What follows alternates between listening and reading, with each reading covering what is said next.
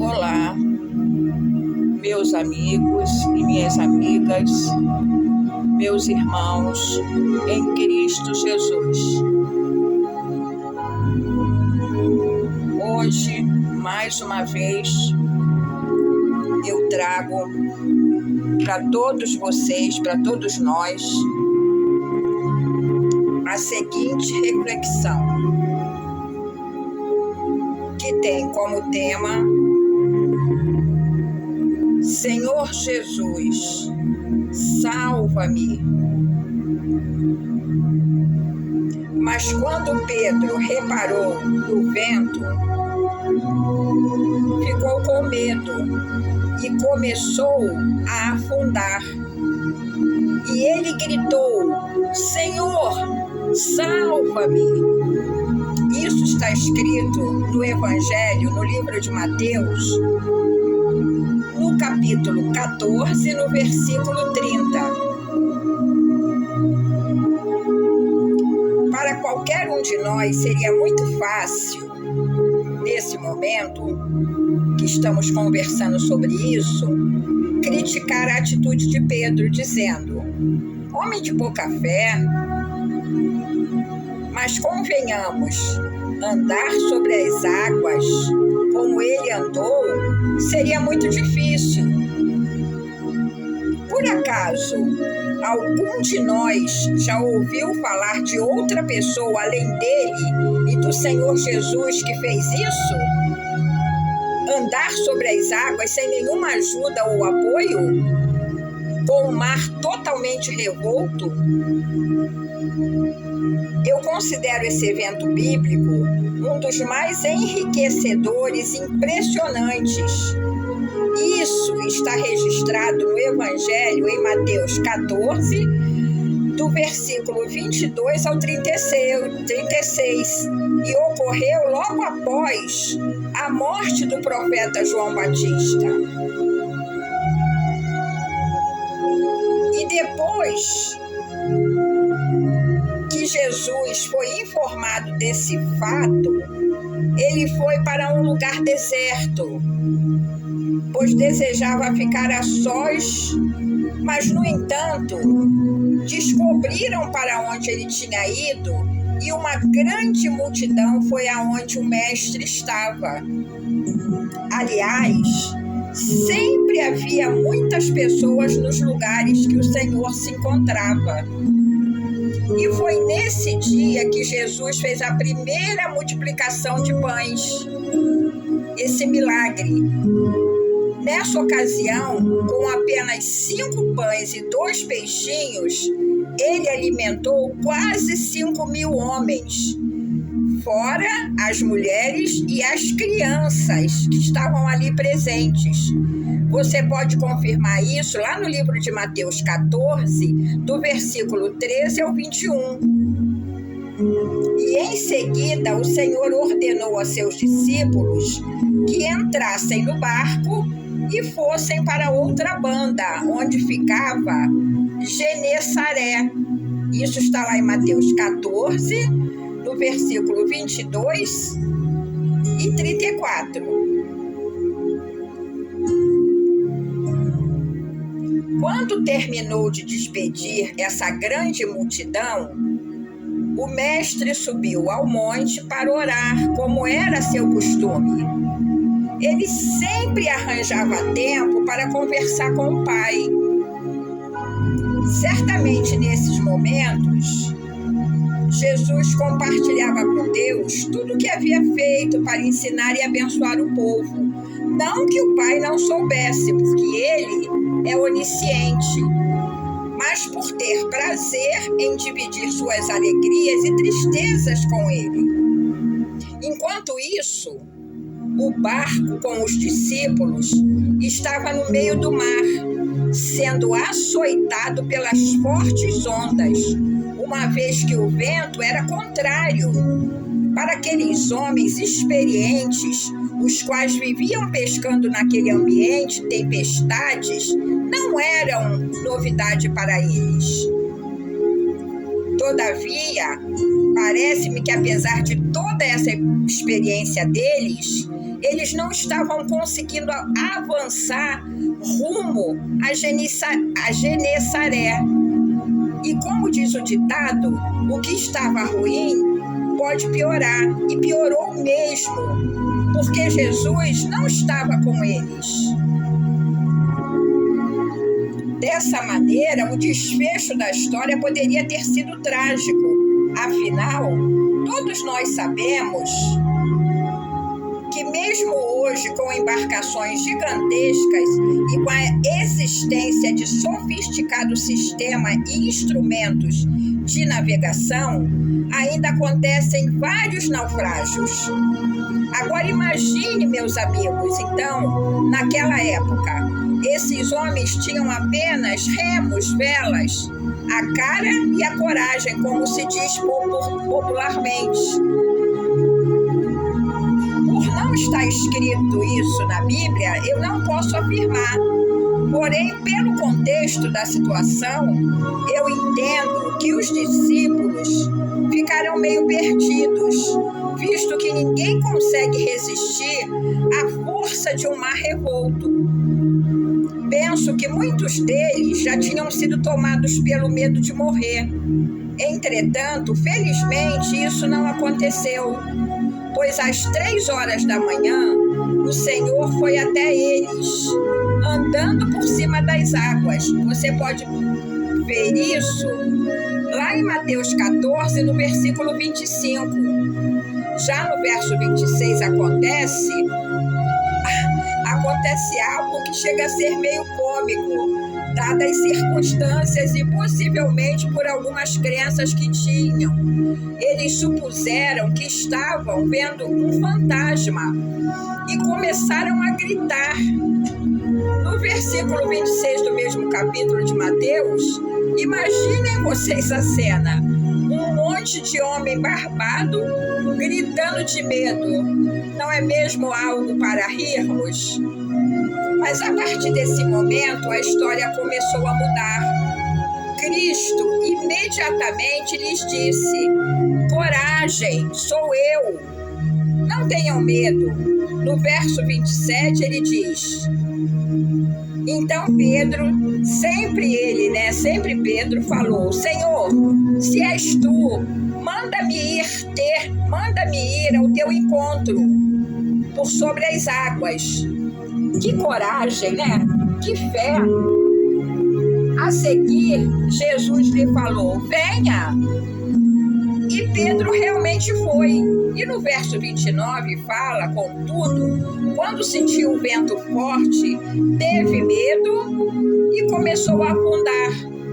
Nesse ponto, talvez a maioria de nós se atreva a declarar que ele foi um fraco, talvez estúpido. Mas será mesmo? Entendo que ele não foi o fraco, como possamos pensar a princípio. Porém, mesmo que tenha sido isso, definitivamente não é o que é mais importante nesse episódio aqui. Porque o que é importante de verdade são alguns ensinamentos que podemos e devemos aprender e também praticar. Então, vamos lá. Então, como eu disse, vamos lá. Quanto ao que fez Jesus, nós aprendemos que também precisamos reservar periodicamente um tempo para conversar com Deus. O Senhor sempre fazia isso. Assim, tinha comunhão com o Pai e se fortalecia espiritualmente. O Senhor permitiu que os discípulos passassem por aquela adversidade para que amadurecessem espiritual e emocionalmente. Além disso, percebe-se com bastante clareza que não era o objetivo do Mestre deixá-los perecer, mas lhes ensinar algo que os ajudaria a conhecê-lo melhor. Além disso, conheceriam a si mesmo e as suas limitações. Também quis mostrar que por mais que experientes, habilidosos e ou inteligentes que sejamos, não somos autossuficientes. Ao contrário, sempre precisamos da intervenção do Senhor para nos ajudar a vencer os desafios e as adversidades que surgem ao longo da nossa trajetória aqui na Terra. Embora hoje muitos ensinem que devemos falar repetidamente para nós mesmos, eu posso, eu consigo, Jesus, ele continua declarando a quem tem ouvidos para ouvir. Ele diz: eu sou a videira, vocês são os ramos. Se alguém permanecer em mim e eu nele, esse dá muito fruto, pois sem mim vocês não podem fazer coisa alguma. Isso está lá no livro de João 15, no versículo 7. Outra lição que podemos aprender é que sempre haverá ventos contrários. Ninguém passa pela vida em total calmaria, vocês sabem bem disso. Sempre há desafios e dificuldades a serem superadas. Mas não estamos sozinhos. Veja o que Jesus declarou. Eu lhes disse essas coisas para que em mim vocês tenham paz. Neste mundo vocês terão aflições, contudo, tenham ânimo, eu venci o mundo. Isso está no livro de João 16, no verso 33. Precisamos tomar cuidado com as nossas crenças equivocadas. Aqueles homens não conseguiam reconhecer Jesus no meio da dificuldade que eles estavam passando naquele mar revolto. Pensaram ser um fantasma que se aproximava deles. E isso os deixou em pânico, impedindo-os de enxergar o Salvador e a salvação que acabara de chegar. Conosco não é diferente. Muitas vezes nós temos ousadia de começar a fazer algo ou de crer em um milagre. No entanto, quando surgem as fortes ondas desse imenso mar revolto que é o mundo, nós fraquejamos e nossa fé foge de nós. Nós ficamos cegos, espiritualmente falando. Mas eu tenho uma boa notícia para vocês. O Senhor Jesus continua estendendo a sua mão para nos sustentar e salvar em situações assim. Portanto, não podemos nos desesperar nem desanimar. Continuemos crendo. Há momento em nossa vida que não existe tempo para formular uma oração bonita para impressionar a Deus, como se isso fosse possível. Só precisamos agir com sinceridade e objetividade para com esse Senhor, que é o Todo-Poderoso, que Ele estenderá a sua forte mão e nos salvará de todo mal, seja ele qual for. Quando clamarmos ao Senhor, Ele estende a mão. Ele entra no barco da nossa vida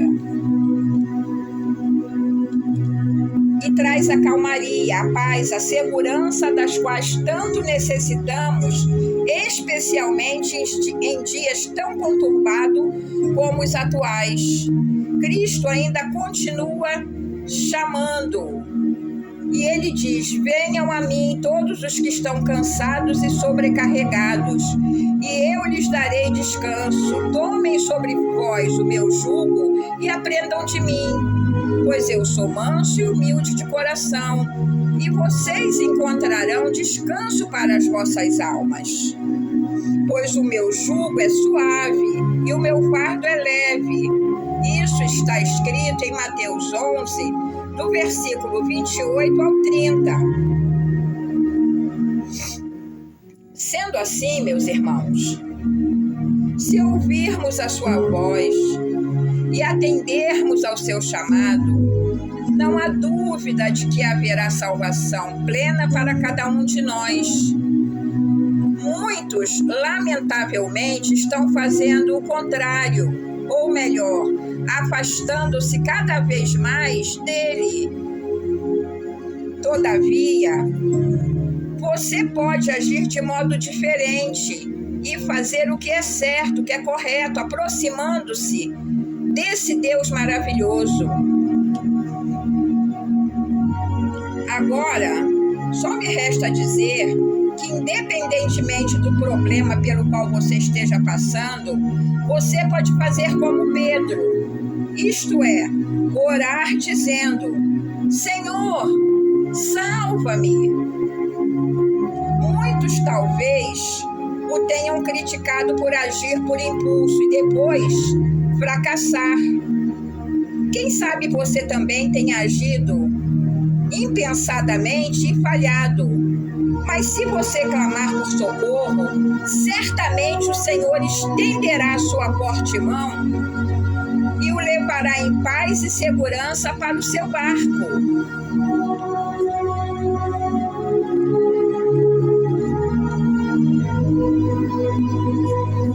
Bom, meus amigos e amigas, vamos falar com Deus, vamos entrar em oração e vamos encaminhar a Ele a nossa petição. Ó Senhor Deus Todo-Poderoso, entramos na Sua santa e gloriosa presença e em nome do Teu Filho amado Jesus, e como sempre fazemos, nós te pedimos perdão pelos nossos erros, falhas, pecados e tudo aquilo que te desagrada. Ó soberano Deus, manifesta o seu poder na vida de todos nós. Derrama a tua unção para nos curar de toda doença física ou espiritual. Pai, muitas vezes o grande mar da vida, com fortes ondas turbulentas, invadem e inundam os nossos caminhos. E esse mar de problemas e dificuldades, muitas vezes nós ficamos tão atribulados que até nos esquecemos que o Senhor Jesus continua com a sua mão estendida, nos oferecendo a ajuda e a solução desses tormentos. Dá-te pressa em nos socorrer, envia os teus anjos para nos guardar em todo o caminho. Precisamos de ti, Senhor. Não temos outro Deus em quem podemos confiar. Somente em ti encontraremos descanso para a nossa alma. Visita a nossa casa, a nossa família e a cada um dos nossos familiares. Toca nessa pessoa que é a mais problemática desta casa. Liberta essa família dessa força opressora que pretende lhes destruir. Mas a sua palavra nos diz que, agindo Deus, quem o impedirá? Então haja agora mesmo, meu Deus, meu Pai, e visita cada um que está aqui reunido em oração no teu santo nome. Ah, Jesus, traz a resposta, a solução do que essa pessoa está lhe pedindo. Cura, livra, liberta e transforma, e realiza o teu milagre. No nome santo e poderoso do Senhor Jesus é que nós te pedimos. E todos vocês que concordam, digam amém e digam graças a Deus. Bom, meus amigos e minhas amigas, que o Espírito Santo realize a obra que ele pretende na vida de vocês, que fale a mente ao coração e que realize aquilo pelo qual ele se propôs. Fiquem todos com Deus. Um forte abraço e até a próxima reflexão trazida pelo Deus Todo-Poderoso.